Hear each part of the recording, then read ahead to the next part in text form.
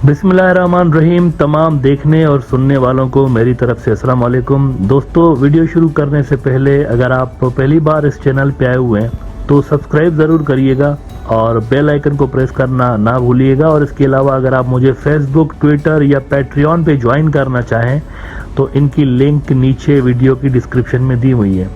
और अगर आप मेरे लिखे हुए बुक्स पढ़ना चाहते हैं तो उसकी भी लिंक नीचे डिस्क्रिप्शन में मौजूद है। एक बड़ी पुरानी कहावत है कि जब बंदर के हाथ में माचिस आ जाती है तो वो पूरे जंगल को आग लगा देता है। इंडियन फॉरेन रिलेशंस को पिछले कुछ साल में 2014 के बाद जिस तरीके से इंडिया के फॉरेन रिलेशंस को चलाया जा रहा है उस पे बंदर और उसके हाथ की जो माचिस है ये मुहावरा बिल्कुल फिट बैठता है। इंडियन फॉरेन रिलेशंस और इंडिया की जो डोमेस्टिक पॉलिटिक्स है ये आपस में गड़बड़ हो गए हैं और अक्सर फॉरेन रिलेशंस को मुल्क के अंदर पॉलिटिकल पॉइंट स्कोरिंग के लिए भी यूज किया जाता रहा है। मोदी साहब की कुछ अरसा पहले तक की जो फॉरेन पॉलिसी मिडल ईस्ट के हवाले से थी वो प्रो इजराइल थी, लेकिन अब अरब ईरान नॉर्मलाइजेशन के बाद जैसे ही इजराइल थोड़ा सा साइड पे हो गया है तो मोदी साहब की फॉरेन पॉलिसी भी आपको तब्दील होती हुई नजर आ रही है और वही वो पुरानी तनख्वाह पे काम कर रहे हैं। कांग्रेस वालों की जो मिडल ईस्ट पॉलिसी थी ये उसी पे आगे दोबारा। कांग्रेस वालों की मिडल ईस्ट पॉलिसी यही थी, अरब उसमें नंबर 1 पे हुआ करते थे, टॉप पे हुआ करते थे, इजराइल के साथ उनके टाइज थे, लेकिन इजरायली टाइज को वो अरबों के साथ अपने टाइज के ऊपर नहीं आने देते थे। ये उनकी फॉरेन पॉलिसी में स्टैंडर्ड सेट हुआ पड़ा था जिसको छेड़ने की कोशिश की थी मोदी साहब ने। शॉर्ट साइटेड हैं, इन्होंने कभी फॉरेन सर्विस में काम भी नहीं किया था पीएम बनने से पहले। लोकल लेवल के पॉलिटिशियन थे जिसको सिर्फ हिंदुत्व की वजह से पसंद किया जाता था। इनकी अगर आप सीवी देखें तो उसमें आपको सिर्फ और सिर्फ दंगे फसाद और ये चीज़ें मिलती हैं पीएम बनने से पहले, और यही इनकी वजह शोहरत भी थी जिसकी वजह से ये मशहूर थे। अब पिछले कुछ सालों में बहुत बड़े बड़े स्कैंडल हमें ऐसे नजर आए जो कि इंडिया के अंदर डाउन प्ले किए गए, लेकिन उन्होंने इंडिया के मिडल ईस्ट पॉलिसी के ऊपर असर ज़रूर डाला है, इंडिया के इमेज को ख़राब किया है। मिसाल के तौर पर आप देखें कि मिडल ईस्ट के कई मुल्कों में से इंडियन जासूस पकड़े गए और बेशतर वाक़यात ऐसे भी हुए हैं जिसमें वो जो जासूस थे वो इंडिया की बजाय किसी और मुल्क के लिए, पर्टिकुलरली इजराइल के लिए स्पाइंग करते रहते थे। और जाहिर सी बात है ये जो जासूसी होती है ये सरकारी सरपरस्ती के बिना नहीं होती। इसका मतलब है मोदी साहब इतनी बड़ी रिस्क ले रहे थे कि अरब मुल्कों में जासूसी करवा रहे थे इजराइल के लिए, अपने लिए भी नहीं इजराइल के लिए। इसका हालिया मिसाल हमें कतर में नजर आया जहां पर 8 इंडियन नेवी के लोगों को पकड़ा गया कतर की जानिब से, और कतर ने कहा कि ये जो 8 इंडिया की नेवी के लोग हैं ये हमारे मुल्क आए हुए थे और ये जासूसी कर रहे थे इजराइल के लिए। यरूशलेम पोस्ट इजराइल का बड़ा न्यूज आउटलेट है, इन्होंने खबर लगाई थी कि 8 Indians allegedly spying for Israel arrested in Qatar. और उसके बाद ये हुआ था कि चूंकि पूरे मिडल ईस्ट के अंदर जासूसी की बड़ी सख्त सज़ा है, तकरीबन सारे ही जो आपको मिडल ईस्ट के मुल्क मिलते हैं वहाँ जासूसी की जो सज़ा है वो डेथ पेनल्टी तक होती है, सख्त तरीन सज़ा होती है। सऊदी अरब में, कतर में, ईरान में यहाँ बड़े सख्त लॉज होते हैं। कुछ इश्यूज ऐसे होते हैं जिन पे वो कंप्रोमाइज़ नहीं करते तो उनको सख्त सज़ाएँ सुना दी गई कतर की जानिब से।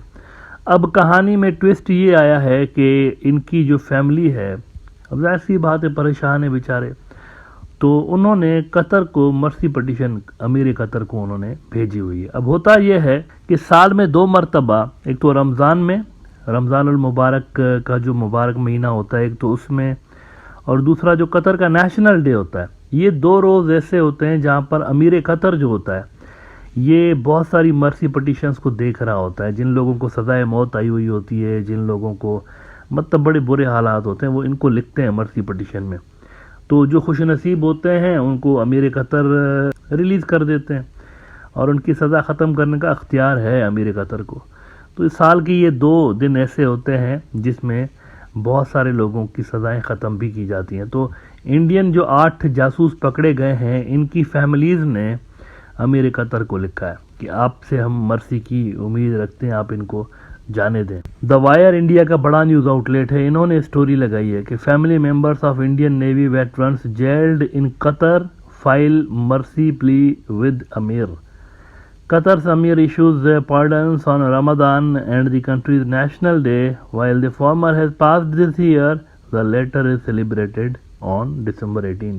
अच्छा, इनका जो बैकग्राउंड है उसके हवाले से वो कहते हैं कौन से लोग हैं। वो कहते हैं कि the veterans are captain Navtej Singh Gill, captain Birendra Kumar Verma, captain Sorab Vishisht, commander Amit Nagpal, commander Purnendu Tiwari, commander Sugunakar Pakala, commander Sanjeev Gupta and sailor Rakesh. They were working for an Oman-based company named Dahra Global Technologies and Consultancy Services in Doha, Qatar's capital city. According to previous news reports, they were involved in training Qatari Navy personnel as well as building Italian technology-based stealth submarines. तो ये इन projects के हवाले से information share कर रहे थे Israel वालों के साथ.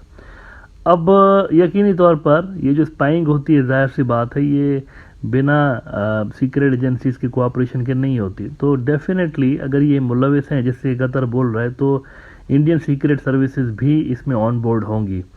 और उनके चूंकि डीप टाइज हैं इसराइल के साथ, मोदी के आने के बाद इन टाइज को डेलिबरेटली बढ़ाया गया है, जानबूझ के, फजूल महमी, बस ऐसे ही, कोई ख़ास ज़रूरत नहीं थी, लेकिन बस वो हिंदुत्व और ज़ायनिस्टों के दरमियान आइडियोलॉजिकल सिमिलरिटीज़ है ना, तो उसके चलते मोदी सरकार ने खाम में ऐसे ही बस इजराइल के साथ कुछ ज़्यादा ही प्यार की पींगे बढ़ाना शुरू कर दी थी, लेकिन वो गले पड़ गई. अच्छा, ये पहला वाकया नहीं था. कुछ अर्सा पहले यूएई के अंदर भी 3 इंडियन जासूस पकड़े गए थे जिनको सज़ा हुई थी. अब यूएई के जो लॉज हैं वो बड़े बेहतरीन लॉज हैं. वहाँ पर ऐसा नहीं होता कि किसी बेगुनाह को उठा के वो जेल में डाल देते हैं, ऐसा नहीं होता. रूल ऑफ लॉ के हिसाब से UAE is one of the best countries in the world. जो लोग वहाँ रहते हैं उनको इल्म होगा कि अगर आपने रोड क्रॉसिंग की बजाय बीच सड़क से रोड क्रॉस करने की कोशिश की तो वहाँ पर भी आपको शुरता पकड़ के फाइन कर सकता है. ऐसे लॉज हैं वहाँ के, स्ट्रिक्ट किस्म के लॉज हैं. और ये लॉज ज़रूरी हैं बड़े उनके लिए, क्योंकि वहाँ दुनिया भर से लोग आते हैं और बिना कानून के उनको कंट्रोल नहीं किया जा सकता. और ये वहाँ पर जो हारमनी है और वहाँ पर इतना अच्छा लॉ एंड ऑर्डर का सिस्टम बना हुआ है, ये स्ट्रिक्ट लॉज के बिना मुमकिन नहीं है. तो यूएई ने 3 इंडियंस को पकड़ा था, केरला से थे, वो भी जासूसी कर रहे थे, और इंडिया ने उनको भी डंप कर दिया था. यानी पकड़े जाने के बाद इंडिया ने उनको बस वो हट जा बाबू बोल के भाग गए, वहाँ से साइड पे हो गए. वो उन्होंने कहा आप जाने, ये बंदे जाने, we have nothing to do with that. अब क्या उनको पता था कि वो बेचारे जासूसी के लिए इस्तेमाल हो रहे हैं या उनको पता नहीं था, ये भी क्लियर नहीं है. लेकिन वो पकड़े गए थे, उनको सजा हुई थी. द न्यू इंडियन एक्सप्रेस ने मिसाल के तौर पर कुछ साल पहले खबर लगाई थी कि 3 Keralite spies in Abu Dhabi jail pray for Ramzan clemency. वहाँ पर भी ये है, रमज़ान के अंदर वहाँ के जो प्रेसिडेंट हैं और वहाँ के जो रूलर्स हैं वो माफ़ी का ऐलान करते रहते हैं प्रिजनर्स के लिए. तो वहाँ पर भी ये हुआ था. उसके बाद पाकिस्तान के अंदर आप देखें, अच्छा पाकिस्तान एक सेपरेट इशू है, पाकिस्तान मिडल ईस्ट में नहीं है, ठीक है. वहाँ पर इंडियन जासूस फिरते रहते हैं. अजीत डोवाल छाती चौड़ी करके कहता है कि मैं तो इंडियन जासूस था, पाकिस्तान के अंदर दरगाहों पे लंगर खाता था.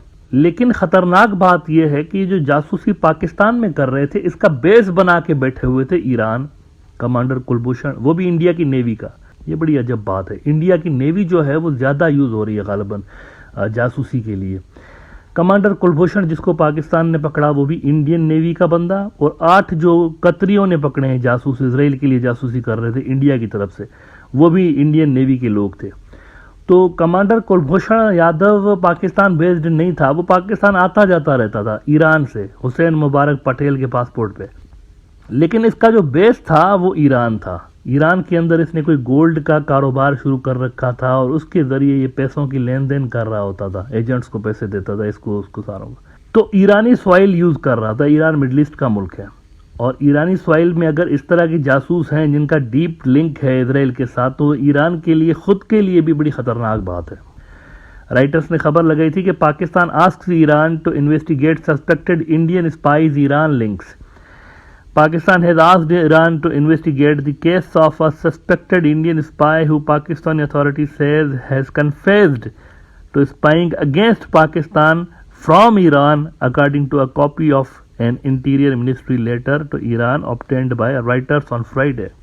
पाकिस्तानियों ने कहा कि भाई आपकी सॉइल से ये चीज़ें हो रही हैं, जासूस बैठे हुए हैं इंडिया के आपके मुल्क के अंदर, ज़रा इनको पकड़ के धपड़धूस करें. तो उसके बाद ईरान भी बड़ा मोहतात हो गया है. तो मोदी साहब के दौर में मिडल ईस्ट के अंदर ये हो रहा है कि मिडल ईस्ट के अंदर डायरेक्टली भोंडे तरीके से, एक तो था जासूसी प्रॉपरली की जाए किसी को पता, एक भोंडे तरीके से, यानी उनकी जो सीक्रेट सर्विसेज हैं बड़ी स्ट्रांग होती हैं मिडल ईस्टर्न कंट्रीज़ की, चाहे वो ईरान हो, चाहे सऊदी, कतर हो, इनकी इंटेलिजेंस बहुत ही शार्प होती है. वहां पर इतना आसानी के साथ आप जासूसी नहीं कर सकते, पकड़े जाने के चांसेस बहुत ज़्यादा होते हैं। ये भी बनाना रिपब्लिक्स नहीं है, वहां पर लॉ एंड ऑर्डर बड़ा सख्त है और वहां बड़ा सख्त तरीके से मॉनिटरिंग होती है। बहरहाल अब दिसंबर के महीने में देखते हैं कि ये जो इंडिया के जासूस पकड़े गए हैं इजराइल के लिए जासूसी करते हुए वहाँ कतर में, इनकी किस्मत का क्या फैसला होता है। क्या अमीर कतर उनको माफ़ कर देते हैं या उनकी सज़ा बरकरार रखते हैं, ये दिसंबर के अंदर हमें क्लियर हो जाएगा।